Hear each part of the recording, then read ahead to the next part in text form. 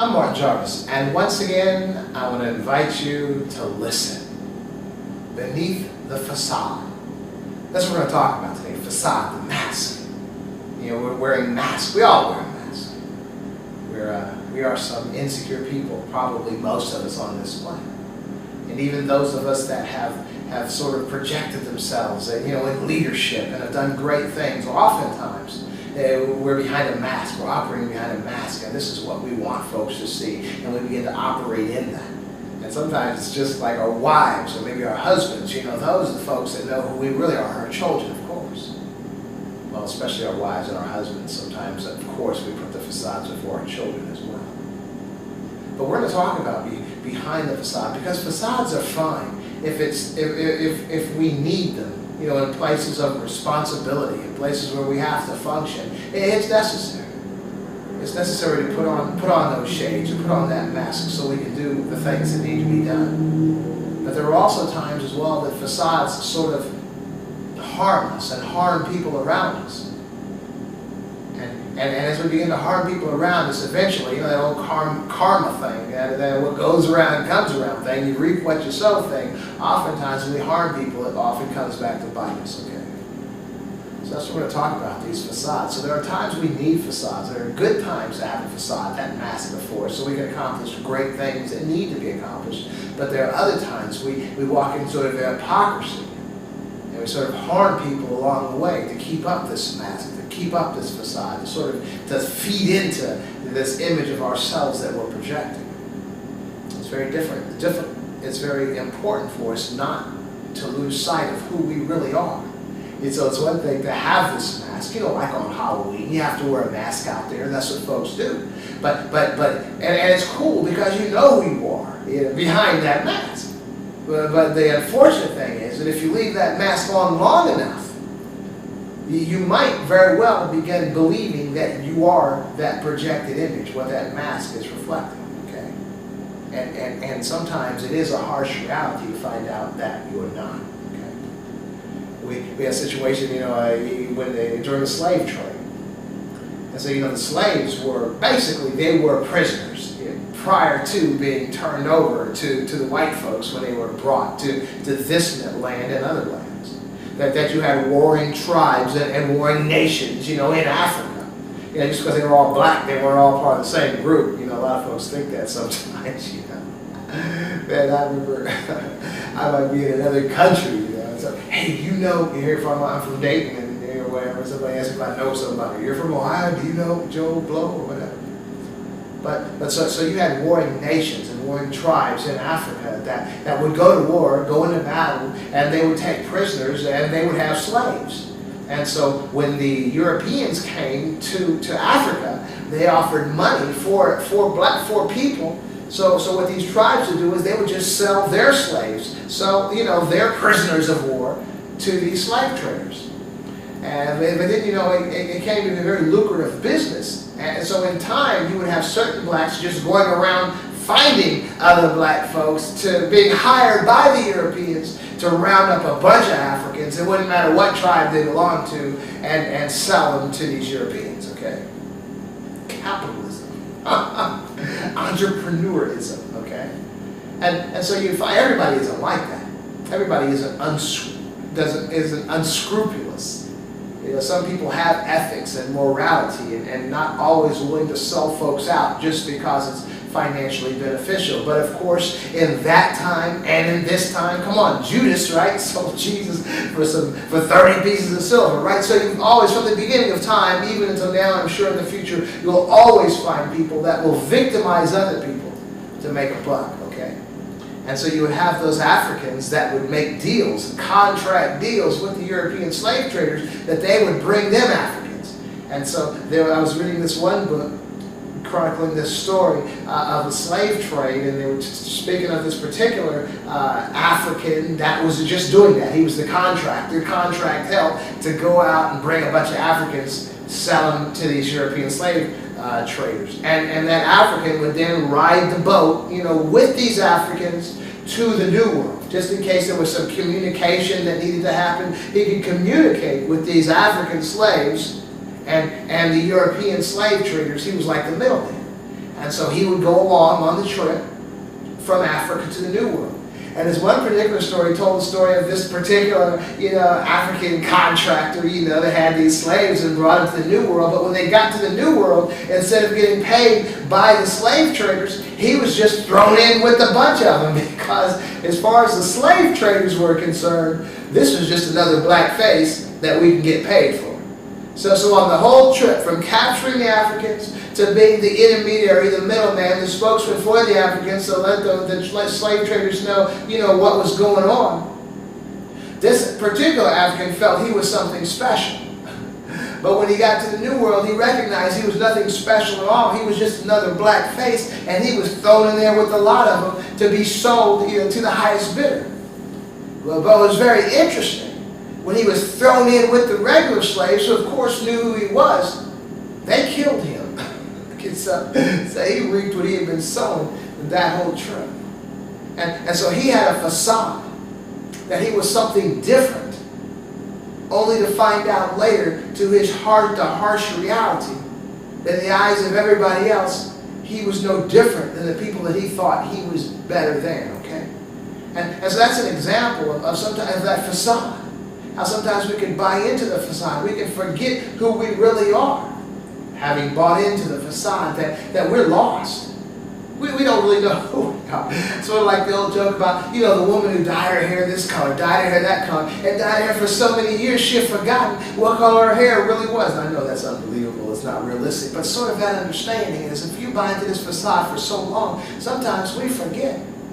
You can take kids from regular neighborhoods. You can take kids listening to all this gangster stuff, gangster music, gangster this, gangster that. I seen it in the neighborhoods. They're not gangster, they're not tough. About 5 or 7 years of listening to that stuff, they become that. They begin acting out, and they begin doing gangster things. Now, as many of you know, I functioned in juvenile detention ministry for like 17 years, going in there every week, talking to these young people. These kids that were gangsters on the street, then they get locked up, and reality would set in. And they'd just be crying. I want to go home. I don't want to go to jail. I don't want to get time. I'll be good. I'll change. This is my wake-up call. And it really was a wake-up call. Because that's what it took. It took jail. It took the reality of the karma. It took reality of what was going around, coming around, to snap you back to the reality of who you are, who you really are, beneath the facade. And you don't want to do that anymore, because you know that's not who you are. But it's funny that they get released. They'd be released from jail. They'd luck out, and they get out. Or they just do a little bit of time and get out. And the religion that they found, and the changes, and all the good things they were going to do that they promised their mother they were going to be when they got out. Doesn't take long before they revert right back to that facade. And then the next time you see them in jail, they're crying again.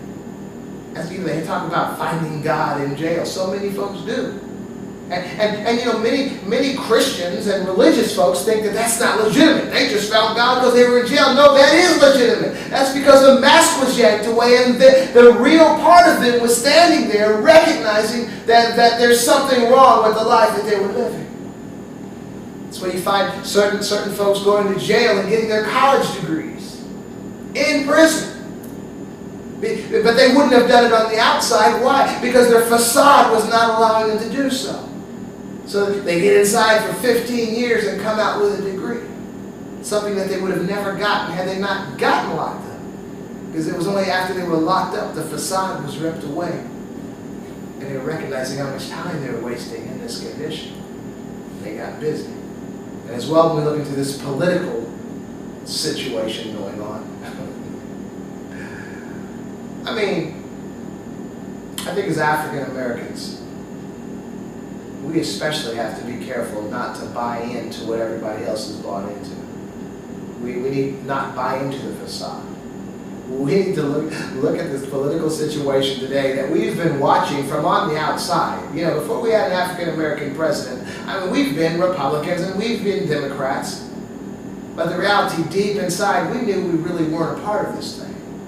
We were just voting, exercising our right to vote, whoever would benefit us the best. Never in a million years considering there would ever be an African American president. And then Barack Obama came along. What a blessing, what a joy. This is something like that we could have never dreamed could have happened to one of us, but it did. But we see a whole lot of stuff coming out of the woodwork after this. We see so many black Republicans. We begin really to identify ourselves now with the parties, with the Democratic Party or the Republican Party, African Americans.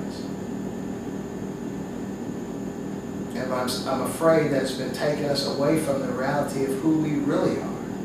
See, the Democratic Party is just another mask. The Republican Party is another mask. These are simply masks that we have. When there wasn't an African American president, we had the ability to see the difference between the parties and ourselves.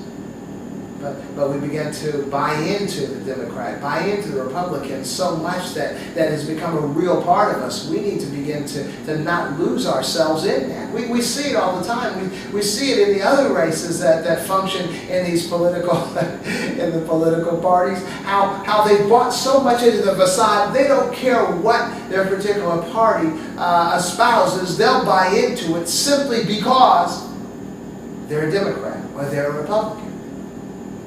I think we find African Americans today, we have a little bit different perspective. As we see this African American as president, we support him because we recognize that there is something that we have in common with this man that is not part of the facade.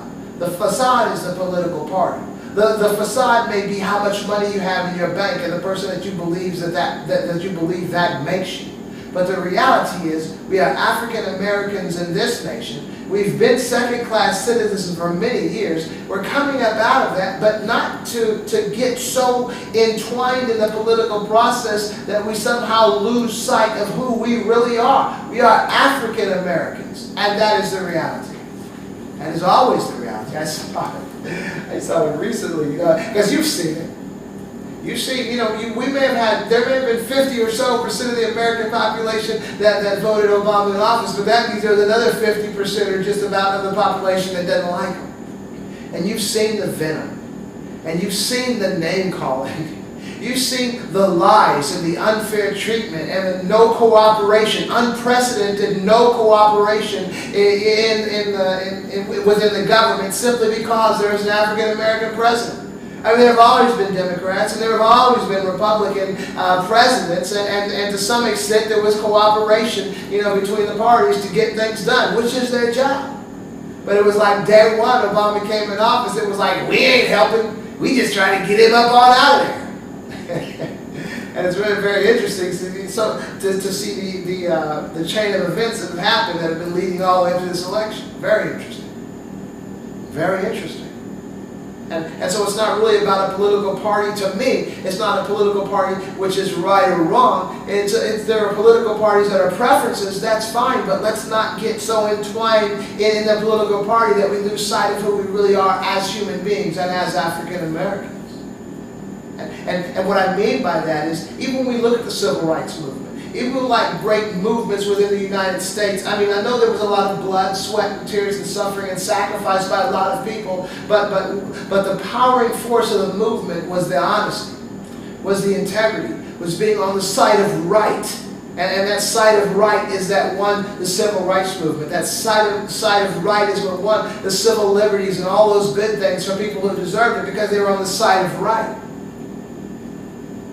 But when you begin embracing the side of wrong, when you begin lying and cheating in order to attain your goal, no, the end does not justify the means. We have to be on the side of right. As African Americans, we've always been on the side of right. So I'm not suggesting an African American be a Democrat, and I'm not suggesting an African American be a Republican, but the African American must embrace truth, must embrace right, being on the side of right.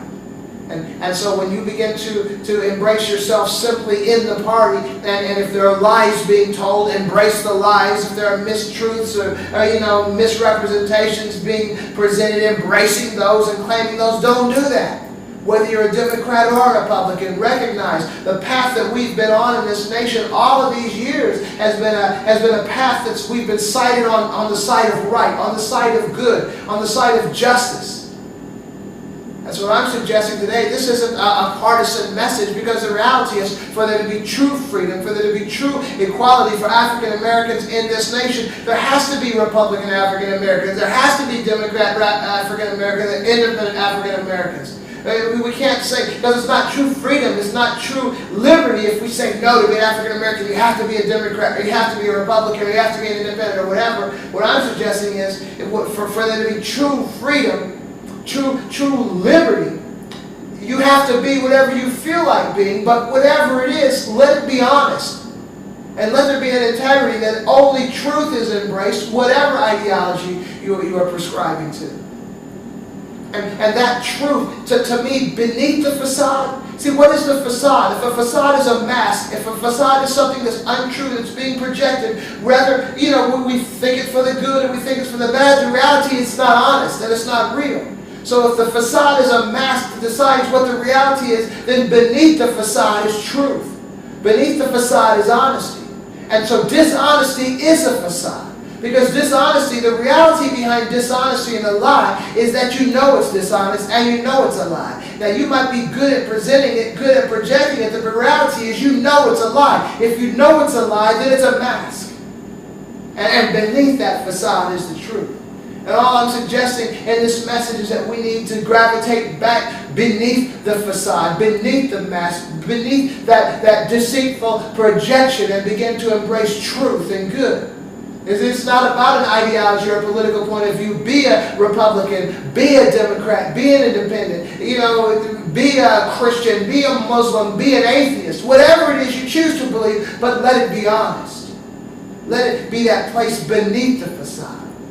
That's where we need to be as African Americans in this, because we're not done yet. We still have a long way to go.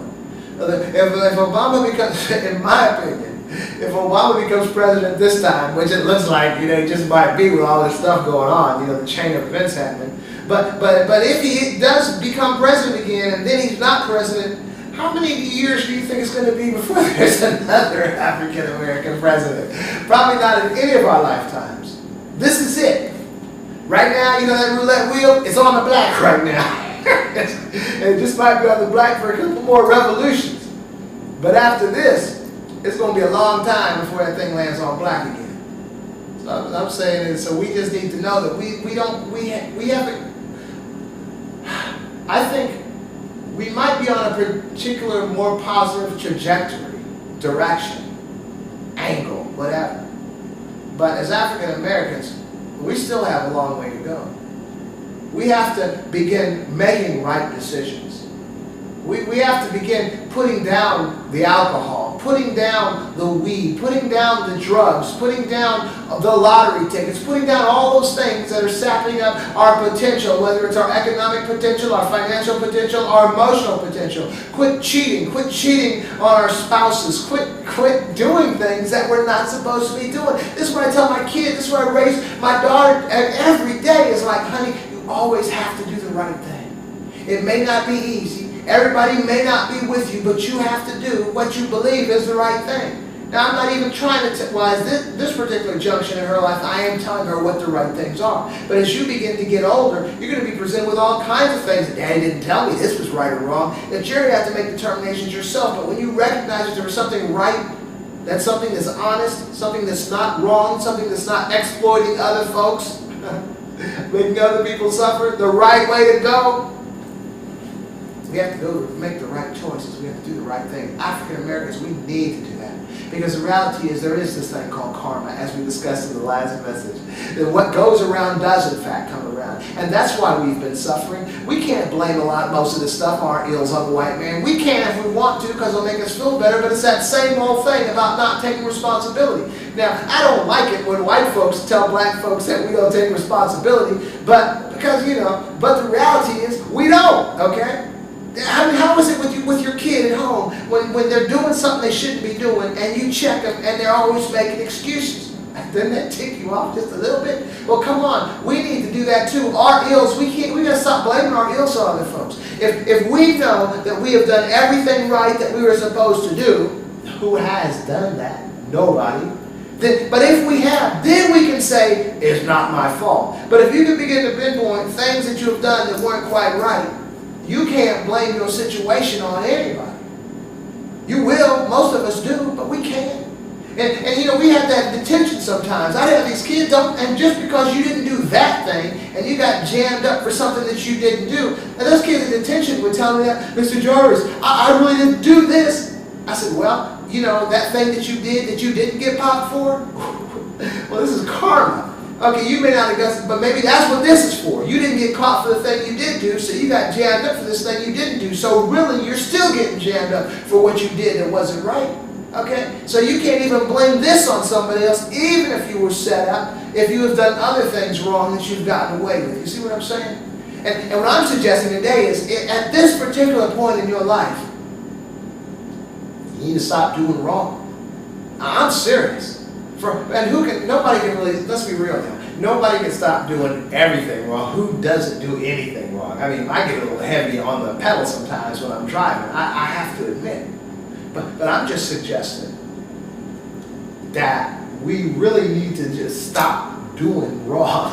Whether it's like breaking the law, doing things we shouldn't, or even being bad influences in front of our children. Some of my greatest changes in life. How about this? There's a show on TV, Family Guy. Man, that cartoon kind of wrong, you know, kind of nasty, I guess. But it's funny to me. That's like one of my favorite programs, Family Guy. It's just ridiculous, but it's still not quite right. About a year ago, I'm downstairs in the basement, and I'm watching Family Guy, and I'm cracking up. My little girl, she always likes to sneak up on me. She came downstairs real quiet and just sat there. Now, she only sat there for about 30 seconds or 45 seconds. She comes around, what's that? You know, looking at the TV, hearing something I think she shouldn't have heard, and recognizing it's a cartoon. I say, honey, it's just a cartoon for adults. And man, I'm feeling like really guilty. And I made her a promise.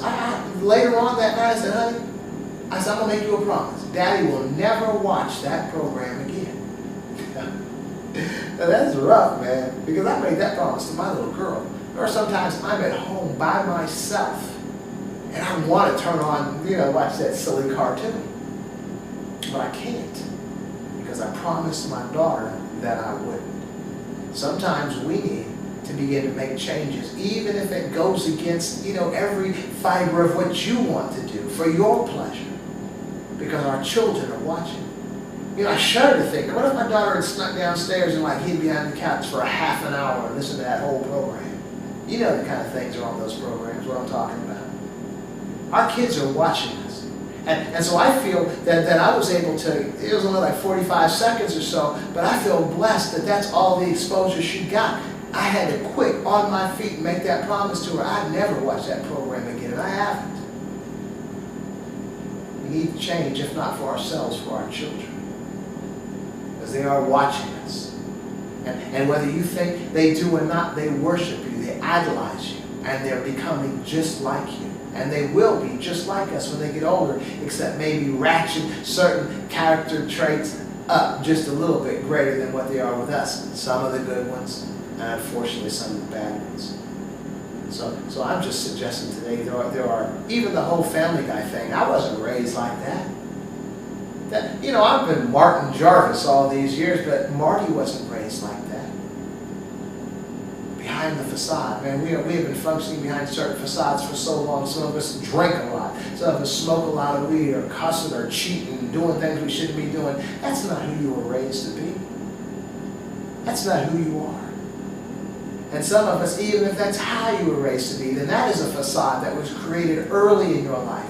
And you have to seek to find who you are behind that facade. What I'm closing today quietly and quickly is meditation. You need to meditate. Take some quiet time. Away from all the distractions in life. Away from the DVDs and videos and TVs and radios and CDs and iPods and MP3s and computers and all these things to distract us. And take some time alone and just be quiet and meditate. Begin to listen to that still small voice, that voice within you. There's all kinds of thoughts and good thoughts and things that need to be hashed out that are hidden deep within you, but we're so occupied. We're so distracted. with the realities and the pullings of life that we can't even hear, that still small voice within us that's screaming to us. We have these funny dreams sometimes. We need to recognize our dreams are something that subconscious part of us that never goes to sleep is still trying to communicate to us in our knocked out, in our sleeping time. We can't comprehend it then. That voice is always speaking. I'm saying when you're awake, get up in the morning, early in the morning. Take 10, 15, 20, 30, 45 minutes of just quiet time by yourself, not saying a word. Just listen. You'll be surprised. You'll be surprised how wise you are inside. Well, anyway, I gotta go. I do want to thank you once again for joining me and listening. I want to invite you to listen again. You take care.